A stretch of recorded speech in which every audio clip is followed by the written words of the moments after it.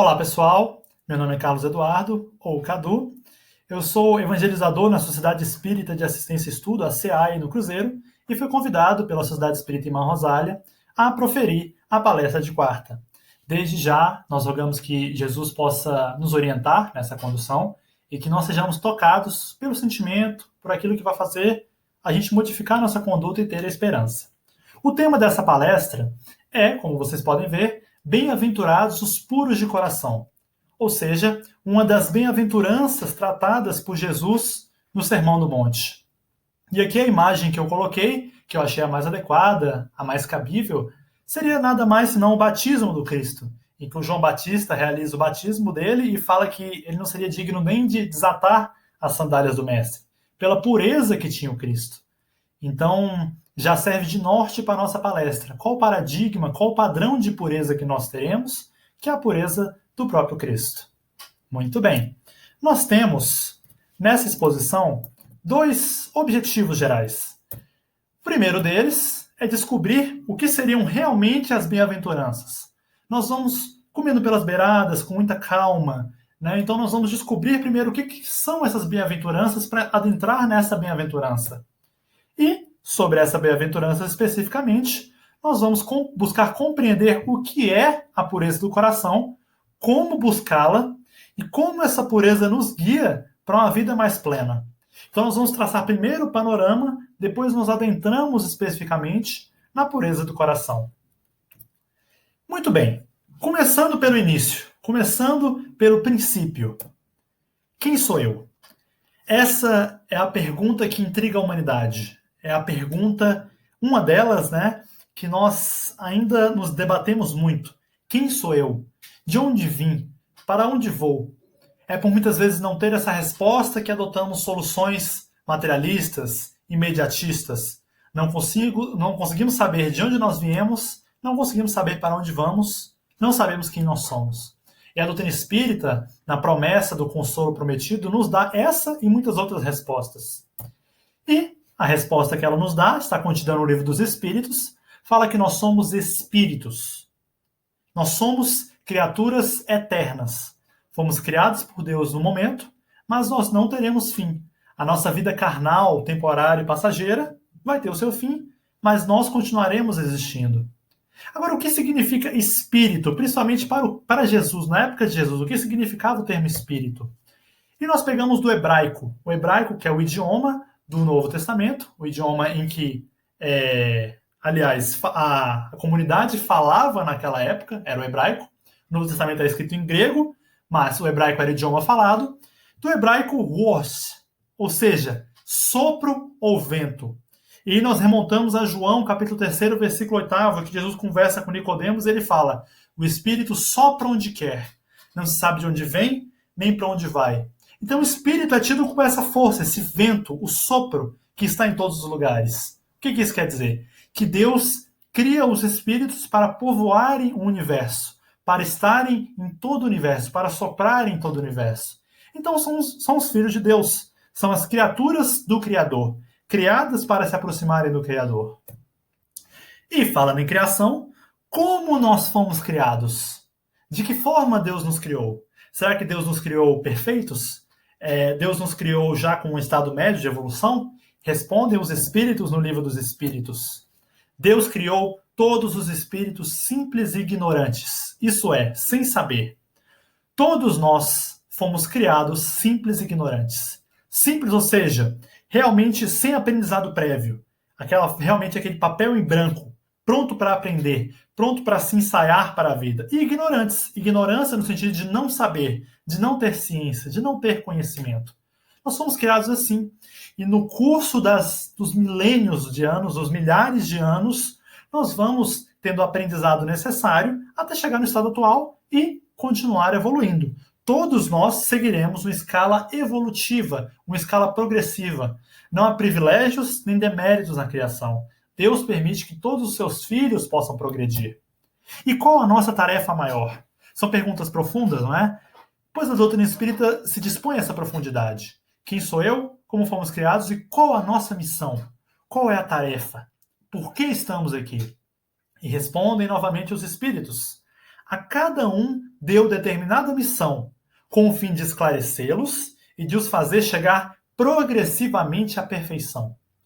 Então, você que está vendo esse vídeo, assim como eu, todos nós temos uma tarefa na Terra. Todos nós temos uma obrigação, uma tarefa, algo a cumprir, relacionado à nossa evolução.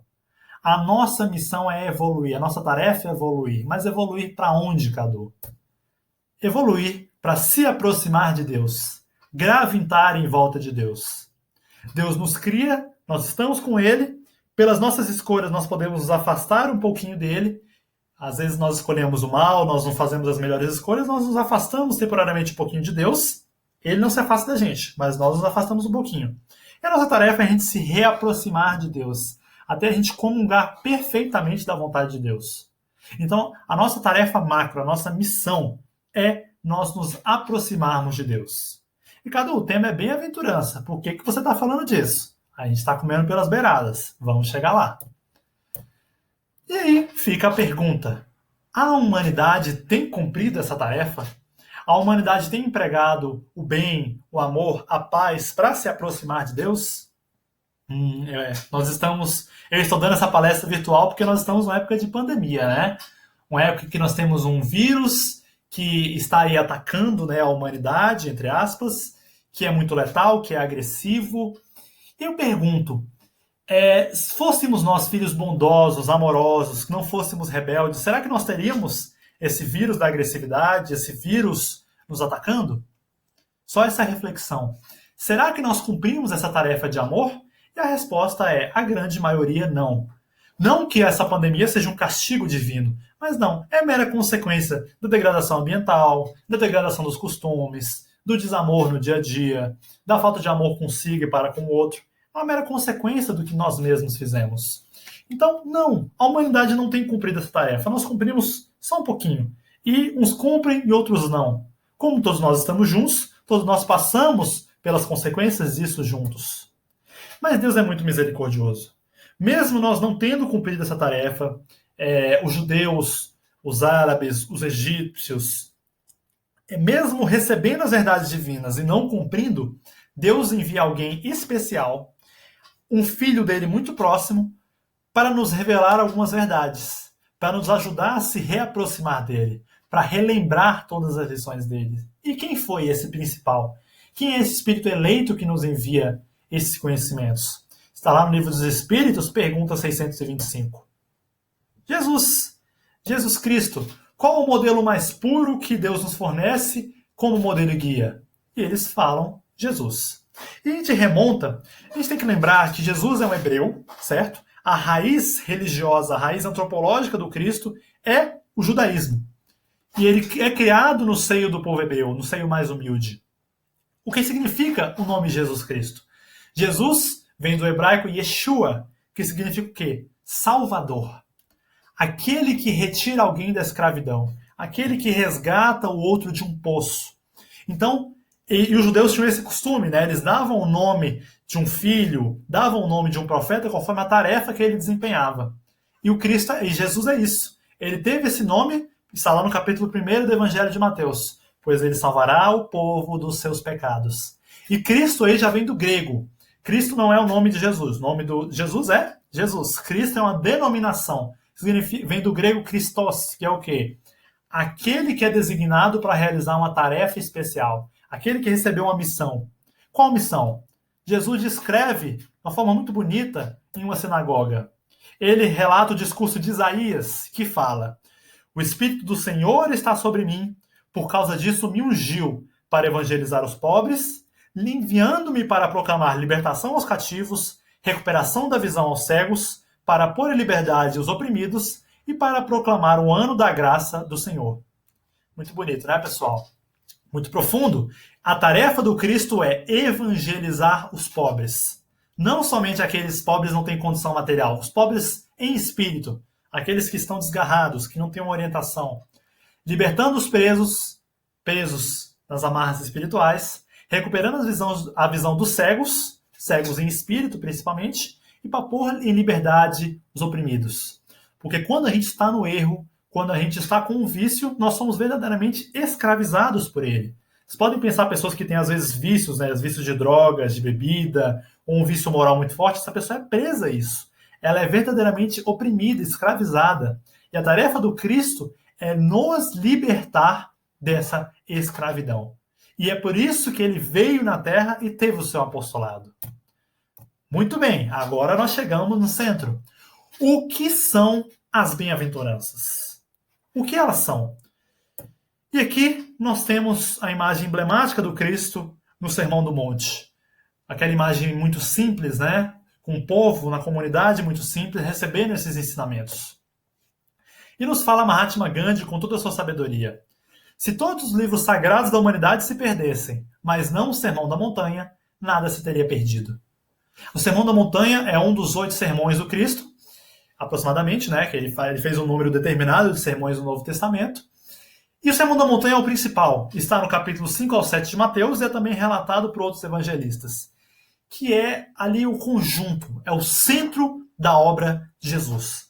É ali a porta de entrada, está ali o resumo de todos os seus ensinamentos. E as bem-aventuranças estão no Sermão da Montanha. Inclusive, ele começa o Sermão da Montanha falando das bem-aventuranças. Mas vamos entender o que são essas bem-aventuranças? Está lá no Livro dos Espíritos. O que fica sendo o espírito depois de sua última encarnação? Então a gente reencarna um monte de vezes, reencarna, tem um aprendizado aqui, um ali. Depois da sua última, o que vira o espírito? E a resposta vem de uma forma espetacular. Respondem os espíritos. Espírito bem-aventurado, puro espírito. Espírito bem-aventurado. Parece coincidência, mas não é. Os espíritos fazem remissão direta às bem-aventuranças. Porque o que são as bem-aventuranças? São um roteiro para nos aproximarmos de Deus. Então, Cristo fez 10 bem-aventuranças. Algumas versões indicam 11, algumas versões da Bíblia indicam 12, mas principalmente nós temos 10 bem-aventuranças e elas são um roteiro de qualidades, um roteiro de características para a gente conseguir subir essa escada, para a gente conseguir se aproximar de Deus. E aí eu pergunto para vocês, qual bem-aventurança está no centro, no núcleo disso? Se a gente for remontar as 10 bem-aventuranças numa estrutura, uma delas se destaca, uma delas está no centro, no cerne, que é justamente bem-aventurados os puros de coração. Espírito bem-aventurado, puro espírito. Então a pureza de coração é o nosso objetivo final. Não há como a gente pensar um espírito superior, um espírito puro, sem ter o coração puro. E agora a gente adentra nessa bem-aventurança. O que significa essa palavra pureza? Né, que pode ter muitos significados. O que é a doutrina espírita? O que o Cristo quis dizer quando ele falou pureza? Como é que a gente geralmente chama uma pessoa que é muito evoluída, né? A gente vê ali um Santo Agostinho, São Francisco de Assis, Irmã Dulce, o próprio Chico, a gente fala, nossa, essa pessoa é um...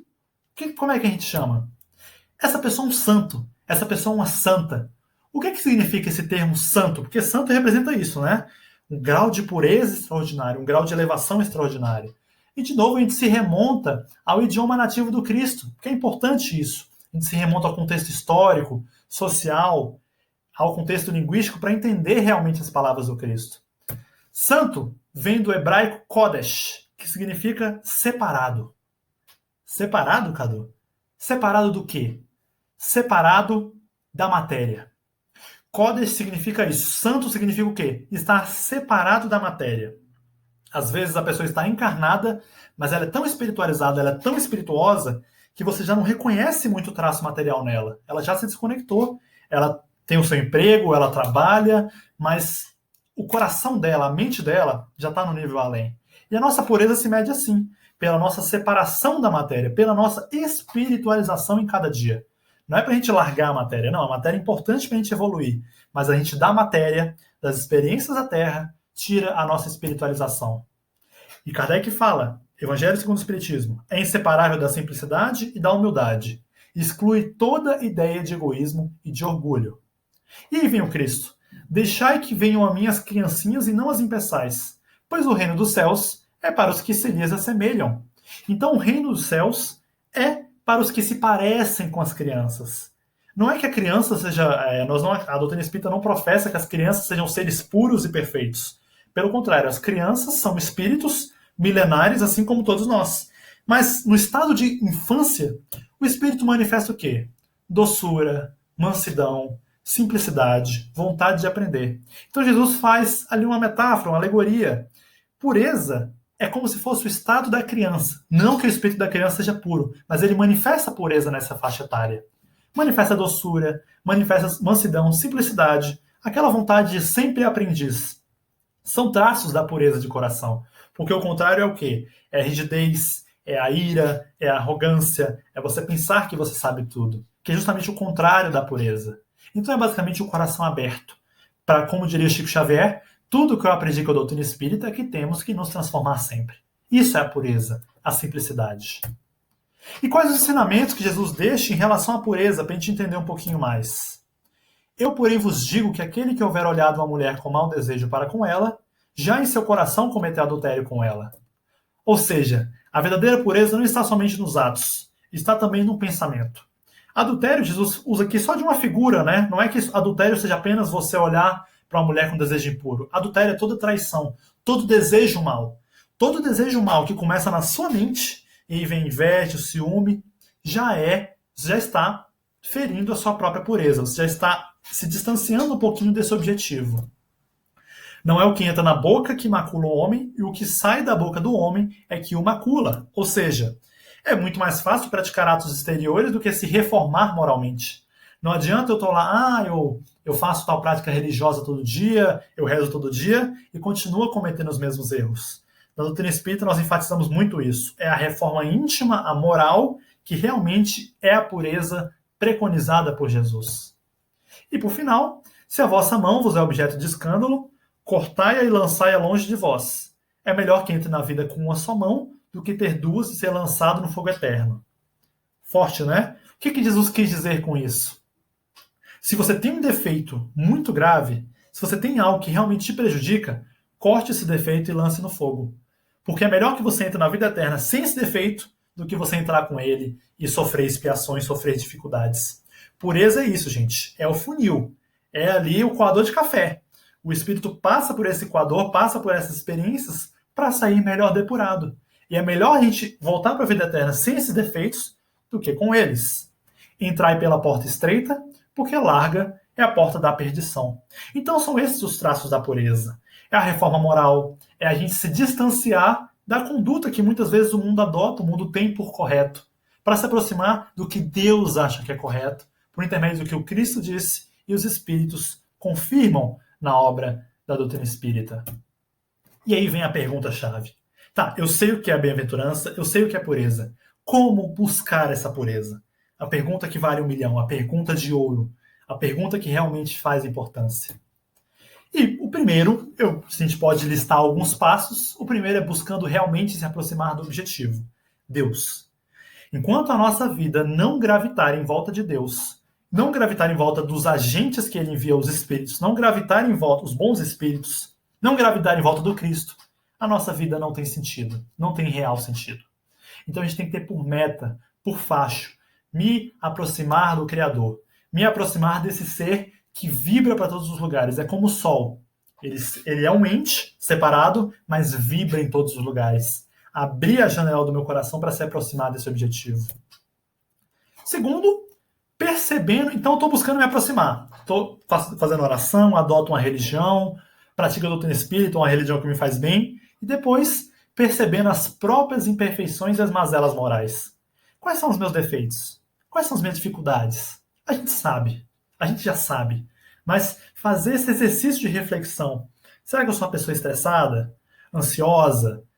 Será que eu não tenho ciúme? Inveja? Poxa, eu ainda tenho a mágoa daquela coisa que aquela pessoa me fez há alguns anos? E como é que eu faço isso? Cristo fala: observai, vigiai e orai.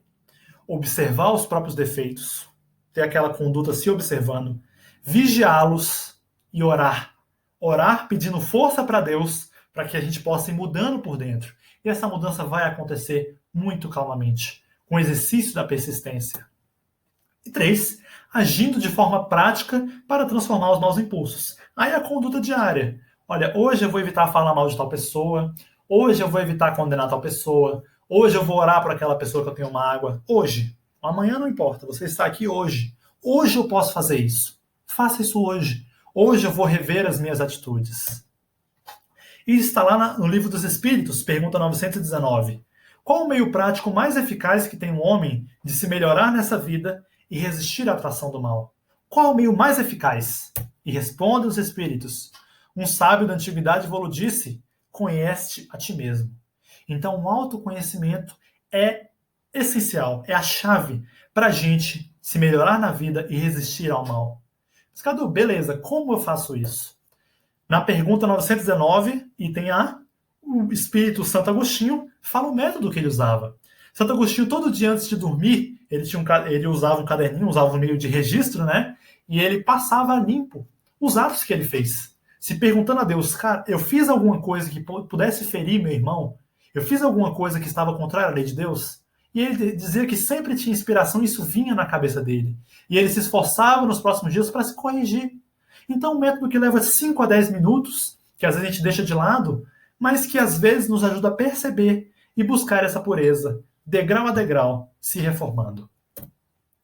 Então, pessoal, encerrando essa palestra, eu agradeço muito a atenção que vocês deram, a atenção que vocês aí do outro lado forneceram, e rogando que o Cristo possa ter adentrado um pouquinho mais na casa de vocês, nas convicções de vocês.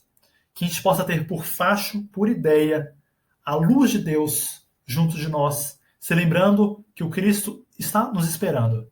Está esperando a gente, esperando que a gente realmente busque essa pureza, que a gente busque essa bem-aventurança. Na frase novamente de Chico Xavier, tudo o que eu aprendi na doutrina espírita é que devemos nos renovar sempre. Fiquem com Deus e muito obrigado.